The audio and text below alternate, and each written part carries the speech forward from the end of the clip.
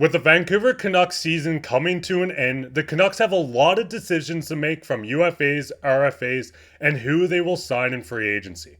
We're going to do a deep dive on all this later on this episode. But before we start, to everyone watching that's not subscribed, if you're enjoying this daily Canucks content and you never want to miss an update on things like prospects, game recaps, well, not anymore, but game recaps next season, free agents, anything you can think of, make sure to go down and hit that subscribe button. We'll be all season long and all next season long giving you updates from around the Canucks. But with that, let's hop straight into the first topic today, which is Canucks free agents. Now, going into the season or off season, whatever you want to call this current point of the year, the Canucks do have $23 million in projected cap space, and we're going to kind of do a deep dive on what the Canucks need, what they're going to need to sign, and a lot more. The first thing is the Canucks do not have a first or second round pick in this upcoming draft. They do have a third and fourth, no fifth, two sixths, and a seventh. Yes, they don't have the best draft capital, but at the moment, Shelov's was a sixth round pick, so the Canucks do have two more chances to hit on a player like this in the sixth round. Obviously, they can trade guys like Mikheyev, Hronek, everyone like this and get more capital, but just looking at the forwards alone, Teddy Blueger, Dakota Joshua, Sam Lafferty, and Elias Lindholm are four UFAs going into this offseason. The biggest thing with this, I think Dakota Joshua is a must re-sign. He was a heart and soul of this team. He was a part of one of the best lines in hockey, and it was the Canucks' third line at that point of the year. Just Griffin, what's your thoughts on these UFAs and who would you want to bring back? I think you're absolutely right with bringing back Dakota Joshua. He was one of the heart and souls of the best line on this team. And keep in mind too, before he went down with injury, he was leading the NHL in hits. So he's a winger who is hitting like a defenseman and putting up numbers with the big boys. And so if they can bring back him and Zadorov, these guys will tear it up for a full 82 games. That will be amazing to see. Then you also have Lindholm. He was amazing on the power play. He had great chemistry with that top line with Miller and Boeser. That would be great to see, and see more chemistry develop with Pettersson to get him going to have an even better year next year after he got that big contract. And I think too with the draft having so little picks, you have enough time to focus on these unrestricted free agents so that you can worry about those parts for your roster and worry about the future later. So yes, like we've said, where Shelovs did come in the sixth round, you do have a chance to find that diamond in the rough. However, as far as like the early rounds for this draft, it's not looking like Vancouver is going to have too much excitement, but it does make them able to shift their focus on these free agents and making sure that we can keep as many pieces of this team together while trimming the fat so that we can go on an even deeper run next year. Yeah, because the biggest thing is, like you said, Dakota Joshua, he's been a good goal scorer for the Canucks, an amazing hitter. He's been a huge part. A guy like Teddy Blueger, I would like to see back coming back as well. Sam Lafferty is an extendable piece, in my opinion. But a guy like Elias Lindholm's going to be an interesting case where we've seen a reporter in Frank Cervelli speaking out and just kind of saying that Zadorov is looking for a 6x6, which we will get into slightly in a second. But the biggest thing with this is it might kind of just weigh the contract for a guy like Elias Lindholm, and they may not be able to bring him back. I thought he was an awesome piece on this playoff team. I think he was awesome on the penalty kill. He scored 2 goals in his debut for the Canucks, slowed down a tiny bit and picked it up right into the playoffs. But we will get into defensemen like Zadorov himself. You have guys like Filip Hronek, who is an RFA. So I think his arbitration rights are around $7.5 million. So if it does go to arbitration on that 1-year deal, it will be $7.5 million, which does get a little scary because then you walk him straight into free agency as a UFA the following season. So it's going to be interesting to see how the Canucks go about this. Maybe they ship him off. Maybe they keep him. Who really knows? Ian Cole, Friedman, Tyler Myers, and Zadorov. I think Zadorov and Tyler Myers are a must bring back. I think a guy like Filip Hronek can be traded for draft capital. And just what's your thoughts on the pending UFA and RFA defensemen? I totally agree with you there. I think Zadorov and Myers are really the only ones you got to bring back on that list. I think Hronek, you can maybe bundle him with Mikheyev or Lafferty for a combo trade and get a good return for one player as far for two. I know like a lot of 2-for-1 deals don't usually go very well, but if you're getting a top guy who can elevate our top players, like we saw Pettersson struggle, maybe that was a matter of not enough depth on the lineup or not having the right guys playing with him. So if you're able to cut out Lafferty and Mikheyev, who didn't really do all that much in this postseason or regular season, you can kind of get Petey a new line mate that can help elevate his game. And if you're able to somehow keep Lindholm, that's cool too. And as far as the defenseman, Zadorov, he is a big boy. We need him. He was one of our heroes of the postseason. He kind of disappeared in the last two games of that Edmonton series, but he is always going to be presence felt on the ice, as well as Tyler Myers. I think these guys all have great chemistry with their teammates, where you don't want to lose these guys because of not only what they can do on the ice, but what they bring to the locker room and to this hockey culture. We see fans love Zadorov. They were taking in the rivalry of Zadorov and Kane so well, as far as other off the ice extracurriculars with those two. There was a lot of theories as to what fans were wanting to see in that series, and especially with Tyler Myers, we've seen how he played with these guys, and he's not the fastest, he's not the strongest, he's not always going to lay the hit, but he is a nice big body to have out there, especially when he is a hometown boy, so he is going to be a fan favorite with the Vancouver Canucks fans, and so players will gravitate towards him naturally as well in that sense. So with these defensemen, there's really only two you need to bring back on that UFA list, and then you can get rid of one RFA. Yeah, because the big thing is moving on from a guy like Hronek. He does fit with Hughes. Yes, he didn't look the best during the playoffs, but you have full control over this. Goes to arbitration. You award him the 1 year of whatever the settlement comes to. You can trade him off as you still own his rights, or if a team wants to offer him a contract, they have to obviously give up draft picks to acquire him. So we're not going to lose Hronek for nothing, which is a big step for the Canucks. This also leads into the goaltenders. Obviously, you have Thatcher Demko going to be back this next coming season, plus the year after. Shelovs needs to be signed. I think he's going to be obviously the backup goaltender. So I don't think we're going to see Casey DeSmith come back. And this kind of continues on where Tucker Poolman is signed next season at 2.5. He was on LTIR, so if he does come off this, he will end up on the cap hit. And then obviously the terrible contract buyout of OEL, which is going to be affected against the cap of just under 2.4, which does kind of hurt, where it would be nice to have this available cap, because that could be the difference in signing Elias Lindholm. And just what's your thoughts on the goaltending going into next season?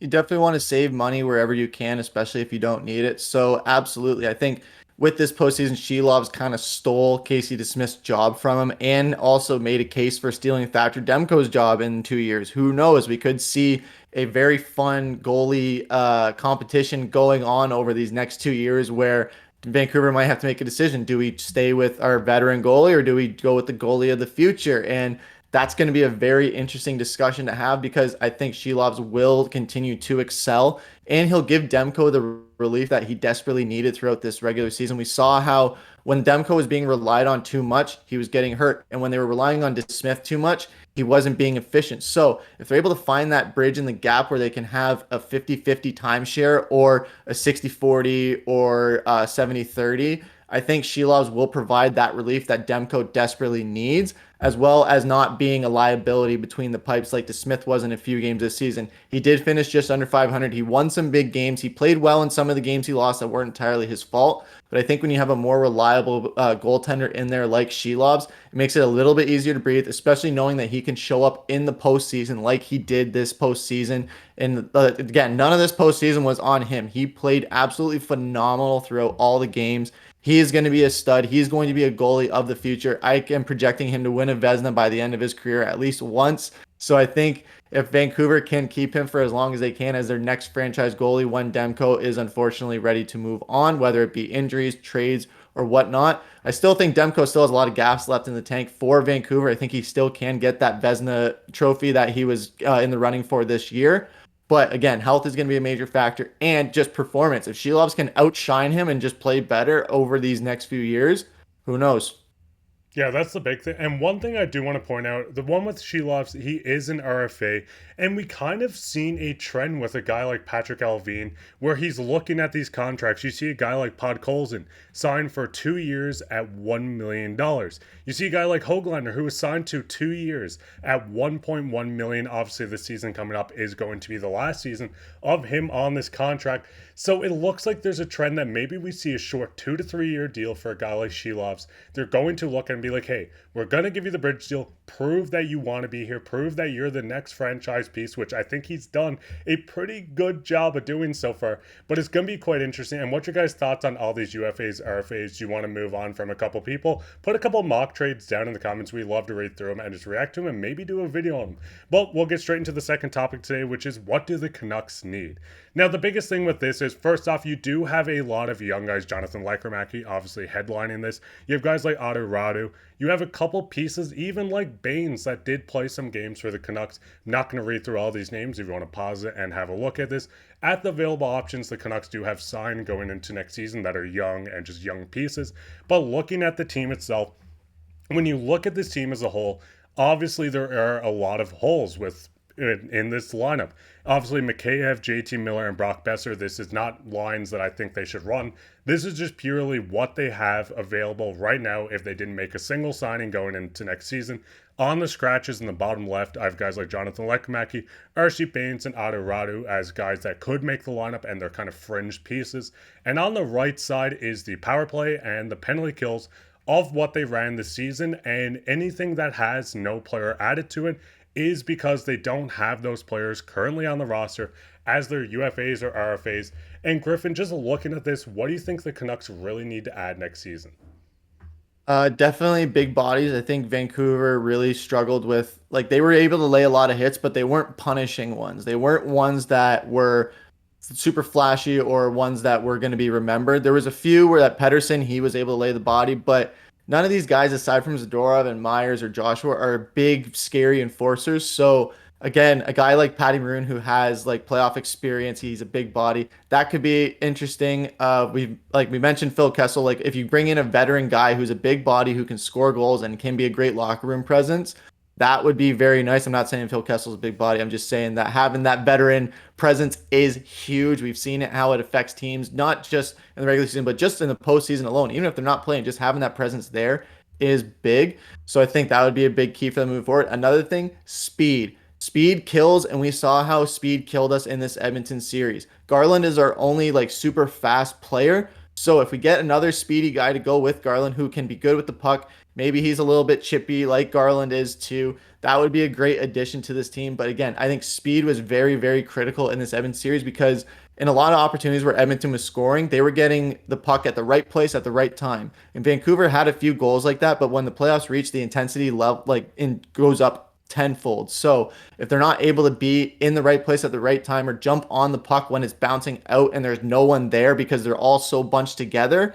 that was a big problem that we've talked about where Vancouver was very bunched together throughout the playoffs and this Edmonton series in particular, where they weren't able to jump on chances that were bouncing out onto the open side because there was nobody there. So if you have speed where you can get someone there while still playing tight and bunched up, applying that defensive pressure, I think that would be really good for Vancouver going forward. Because the big thing is too is obviously we live in a world where there is a cap to this roster being 23 million. You do need to add pieces. Like I said, Mikheyev's not a top line left wing. I just have him put in there because quite honestly, I forgot to move him down in the lineup. But some of these guys you might need to attach picks. I'm not going to say names. I did just say a name though, but anyways, say what you want. But with the picks, obviously there is no top end picks for the Canucks this season. Maybe see the Canucks move a first or a second next year to get off some contracts. Maybe they do this just to acquire more pieces. We've seen Beauvillier traded. This was kind of not a cap dump, but mostly a cap dump. So maybe we see them make some moves. They really need a top line winger, maybe a couple middle six wingers. They also really need right-handed defensemen. This is where I think a guy like Tyler Myers will be back to play with Carson Soucy. But I think a guy like Luke Schenn would fit perfectly on this right D. He's a guy that can play the first penalty kill unit for you. We've seen him log a minute with Quinn Hughes before. He looks like a guy that would play amazing once again on this Canucks roster. But in general, it's going to be quite an interesting season. As I said, you have a lot of young guys, even DPD Elias Pettersson from the SHL, and not the one that we currently have on the team, is another option. There's so much to look at, and there's going to be so many rumors plus signings, so make sure to keep an eye on all this, and we will be covering all of that. But let's hop straight into the last topic today, which is comments of the day. And the comments of the day, I couldn't pick one, so I picked three. The first one, Alan, second one, Evans, and the third one from Eddie. Shout out to you guys. I see you guys down in the comments constantly. You guys were just talking about how JT Miller had the taste of glory. You were talking about how it was an incredible run and a great season.